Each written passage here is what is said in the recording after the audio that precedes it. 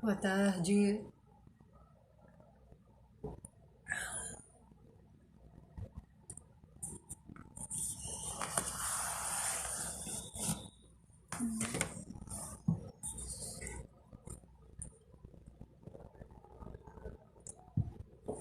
Vamos ver quem no feriado, às 14h50, tá entrando aí. Vamos falar sobre o tempo do favor de Deus que chegou. Chama alguém que você queira que ouça também. Assim, olha, o tempo do favor de Deus chegou. Mas eu preciso entender boa tarde, como é que eu tenho que estar agora nesse tempo. E eu vou usar 2 textos para você, porque se o tempo do favor de Deus chegou, saiba que o inimigo também sabe disso. Ele percebe uma movimentação angelical diferente em torno daqueles que são filhos de Deus, daqueles que vão herdar a salvação. E eu quero conversar com você sobre isso. Como é que você tem que se manter na posição? Afinal de contas, não se joga pedras em árvores que não dão frutos, né? Mas se você vai dar frutos para Deus nesse tempo, você precisa saber como se proteger, tá bom? Então vamos lá?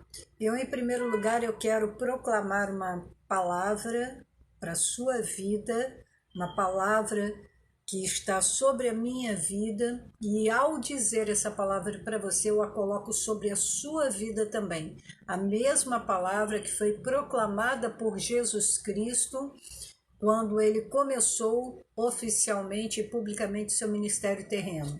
Então, eu vou ler essa palavra na versão nova, versão transformadora, e à medida que eu for lendo, receba para você. Se você recebeu Jesus Cristo como Senhor e Salvador da sua vida, reconhecendo que Ele é o Filho de Deus e que morreu para te dar vida e vida eterna, então essa palavra está sobre você também. E eu vou proclamá-la agora. À medida que eu for proclamando, você vai tomando posse, vai dizendo aí onde você está para todo mundo espiritual ouvir. Eu creio, é assim mesmo, está sobre mim essa palavra. Vamos lá? Isaías 61, verso 1. E você pode escrever aqui também. Se você me acompanha, você já deve ter visto um vídeo meu que eu falo sobre o acrônimo Amém, sobre o significado, que é Deus, meu Rei, é fiel. Não quer dizer assim seja, quer dizer Deus, meu Rei, é fiel. Então, cada vez que você escreve e fala Amém, você está se conectando a toda a criação e a todo o exército celestial que está neste exato momento louvando a Deus. Boa tarde, vamos lá. Receba aí. Em primeiro lugar, você precisa receber essa palavra como verdade sobre a sua vida, para depois a gente passar para a parte de como eu vou manter a minha posição para este tempo do favor de Deus na minha vida. Amém? O Espírito do Senhor soberano está sobre mim, pois o Senhor me ungiu para levar boas novas aos pobres. Pobres são aqueles que não são altivos, que não são soberbos, não são orgulhosos, não são rebeldes, mas sim mansos e humildes de coração, para receberem a palavra do Senhor. Ele me enviou para consolar os de coração quebrantado e para proclamar que os cativos serão soltos e os prisioneiros libertos. Aqui não está falando literalmente de prisão, tá? Não é aquela prisão onde aquele que cometeu um delito vai parar, tá bom? O condenado vai parar. Mas sim o aprisionamento mental, tá? Aqui é o nosso campo de batalha. Tanto é que em 1 Coríntios capítulo 2, o apóstolo Paulo fala sobre a metanoia, a mudança da mente, a mudança destronando a sabedoria humana e colocando a sabedoria de Deus, aquela que perscruta as profundezas de Deus e traz para você revelação do Espírito e não revelação da alma. Não é nada da sua alma. Você vai receber aquilo que vem do Espírito de Deus, porque o Espírito de Deus está sobre mim e neste momento me usando para lançar sobre você a palavra do Senhor, porque ele diz assim no verso 2: Ele me enviou para dizer aos que choram que é chegado o tempo do favor do Senhor. É chegado o tempo do favor do Senhor. É chegado o tempo do favor do Senhor na sua vida. Fica até o fim, que eu vou ler outro texto aqui e você vai saber como não deixar a oportunidade passar. Porque é chegado o tempo. O favor do Senhor vem sobre nós, mas existem algumas atitudes que nós precisamos adotar a partir de agora. E essa palavra continua falando aqui. E o dia da ira de Deus contra seus inimigos. A todos que choram em Sião, ele dará uma bela coroa em vez de cinzas, uma alegre bênção em vez de lamento, louvores festivos em vez de desespero. Em sua justiça serão como grandes carvalhos que o Senhor plantou para a sua glória.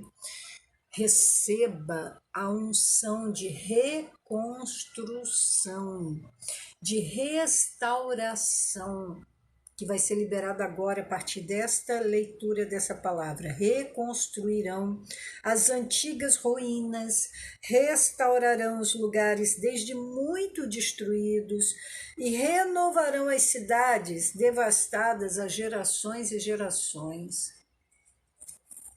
Tá?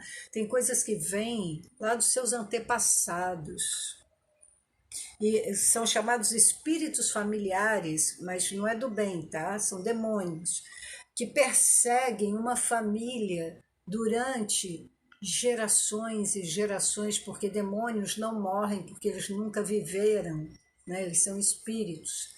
Por isso, eles se manifestam em locais que invocam os mortos, enganando, fazendo de conta, fingindo que é o espírito de uma pessoa que morreu, né? Porque os mortos são proibidos de se comunicarem com os vivos, mas mortos são aqueles que viveram em carne e morreram. Então, o espírito dos mortos não se comunicam. O que se comunica é espírito de engano. Tá? E tem espíritos familiares que vão perseguindo famílias com vícios, com tradições chamadas sofismas, com mentiras, que na comunicação se chama paralogismo. Por exemplo, que são os vícios, né, de linguagem que levam a vícios de comportamento, vícios de pensamento. Por exemplo, as pessoas dizem assim, vou citar um exemplo. Certa vez uma pessoa que não estava muito bem de saúde tomou uma vitamina de leite com manga e morreu em seguida. E aí a ignorância, né, a falta de conhecimento, o desconhecimento da causa faz com que as pessoas associem a morte a ingestão do leite com manga e começa, isso no interior é muito constante, né? E antigamente também, né? E aí começam aquelas falácias, aquelas mentiras. Ó, não toma manga com leite, ou então como é que chama? Não lava a cabeça à noite, ou então, sei lá, uma série de coisas, tá? E desde as coisas mais simples à crença religiosa, né, ao Deus, né, que as pessoas dizem servir, né? Ah, eu sou desde criancinha, eu tenho tal de religião. Como é que pode desde criancinha se há necessidade de estar consciente da, da atitude que está tomando, a atitude de fé? Não é verdade? Mas no ano 300, a Igreja do Senhor começou por volta do ano 34, né? Jesus teve seu ministério terreno até os 33,5, e aí no ano 34, por volta do ano 34, começou a igreja, a atividade da igreja. Mas no ano 300, isso depois de Cristo, né? No ano 300, o imperador Constantino, ele resolveu instituir uma religião única. E ele viu que o número de cristãos era um número grande e ele precisava de aliados para tomar de volta a sua cidade, né? E o seu poder. Ele, por decreto, ordenou que toda pessoa se tornasse cristã. Mas aí ele fez uma adaptação de todos os hábitos daqueles deuses com D minúsculo que eles seguiam, né? E fez assim as adaptações, né? E as imagens, e as coisas assim, enfim. Aí, mas só que foi aquela. Aí por isso que as pessoas batizam, naquela religião, batizam criança, né? Para para dizer que, ó, não, aqui nós seguimos essa linhagem, essa linha religiosa, desculpa. E, na verdade, querida, o evangelho se toma, né, o reino de Deus por esforço, e o esforço tem que ser um esforço consciente. Como é que uma criança que não tem consciência de pecado, não pecou, como é que ela vai se arrepender, né, e entregar a sua vida para Jesus? Como é que um bebê vai fazer isso? Não faz. Por isso que a Bíblia, a mesma Bíblia que é usada pelos católicos e pelos protestantes, não, não batiza crianças. Crianças são apresentadas pelo sacerdote no templo ao Senhor, né?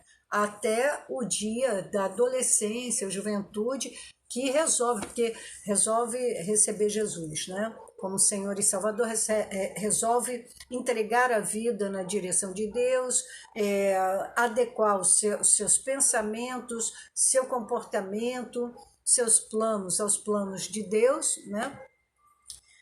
E aí, queridos, é uma decisão que precisa ser tomada, né, sozinho, porque Deus não tem netos. E pode até ter sido criado num lar cristão, num lar evangélico, mas chega um momento que ele precisa decidir.